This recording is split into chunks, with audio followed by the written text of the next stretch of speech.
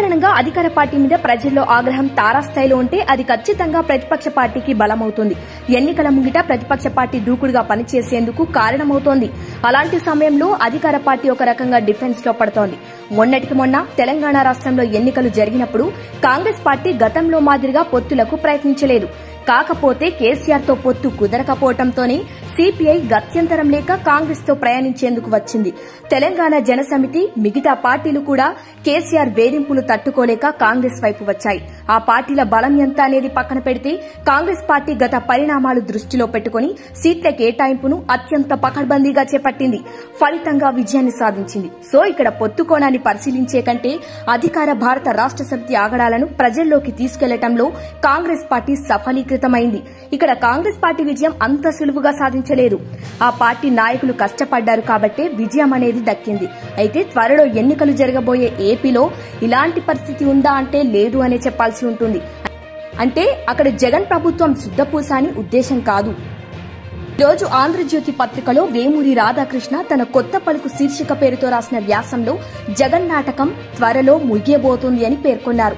దీని అంతటికీ కారణం జగన్మోహన్ రెడ్డి అనుసరిస్తున్న ఒంటెత్తు పోకడలే అని, కప్పం కట్టే వారికే టికెట్లు ఇస్తున్నారని రాధాకృష్ణ రాసుకొచ్చారు. ఈ 5 సంవత్సరాలలో జగన్మోహన్ రెడ్డి ప్రకృతి వనరులను విధ్వంసం చేసి కోట్లు గడించారని, అలాంటి వ్యక్తి డబ్బులు వసూలు చేయటం ఏంటని రాధాకృష్ణ ప్రశ్నించారు. కానీ ఇక్కడే ఆయన మర్చిపోతున్న లాజిక్ ఏంటంటే, ఒకవేళ జగన్ ఓడిపోయే పరిస్థితే ఉంటే టీడీపీ ఎందుకు సొంతంగా ఎన్నికలకు వెళ్లలేకపోతోంది?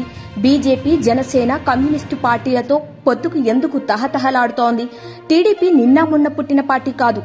చంద్రబాబు నాయుడు గతంలో ముఖ్యమంత్రిగా చేసిన అనుభవం కూడా ఉంది.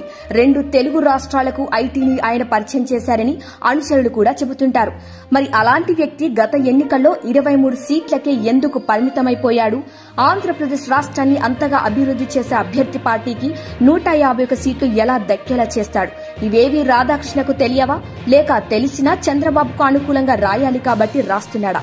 తను ఒక జర్నలిస్ట్ కదా, అలాంటప్పుడు నేల విడిచి సాము లాంటి వార్తలు ఎలా రాయగలడు?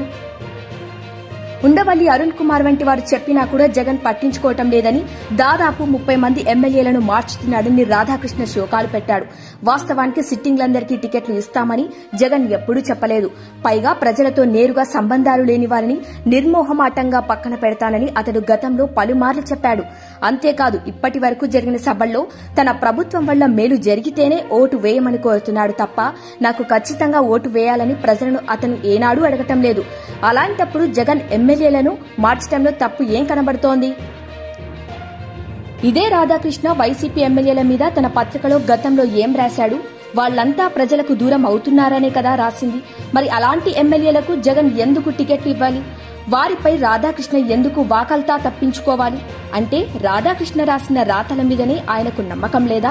మరి ఇదేం జర్నలిజం? పైగా దీనికి దమ్ము అనే పేరు అన్నట్టు ఎన్నికల్లో ఖర్చు విపరీతంగా పెరుగుతున్న నేపథ్యంలో డబ్బున్న వారే రాజకీయాల్లోకి వస్తున్నారు. కొంతమంది ఇందుకు మినహాయింపుగా ఉన్నారు. త్వరలో ఏపీలో జరగబోయే ఎన్నికల్లో ఆర్థికంగా బలంగా ఉన్న వారికే టికెట్లు ఇస్తామని పలు అంతర్గత సంభాషణల్లో చంద్రబాబు చెప్పారు. ఇప్పుడు జగన్ కూడా అలాంటిదే చేసుకొస్తున్నారు కాబోలు. కానీ ఇది రాధాకృష్ణకు చంద్రబాబు విషయంలో గొప్పలాగా, జగన్ విషయంలో తప్పులాగా కనిపిస్తోంది. అన్నట్టు చంద్రబాబు అరెస్టు అయినప్పుడు నారా భువనేశ్వరి జనం మధ్యలోకి వచ్చారు, నిరసనలు చేపట్టారు.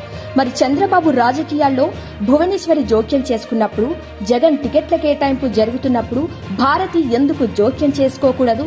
తన భర్త మళ్లీ అధికారంలోకి రావాలి అని ఎందుకు కోరుకోకూడదు? చివరికి ఇది కూడా రాధాకృష్ణకు తప్పులాగే కనిపిస్తోంది. పాపం ఆర్కే ఎలాంటి వ్యాసాలు రాసేవాడు, ఎలా అయిపోయాడు?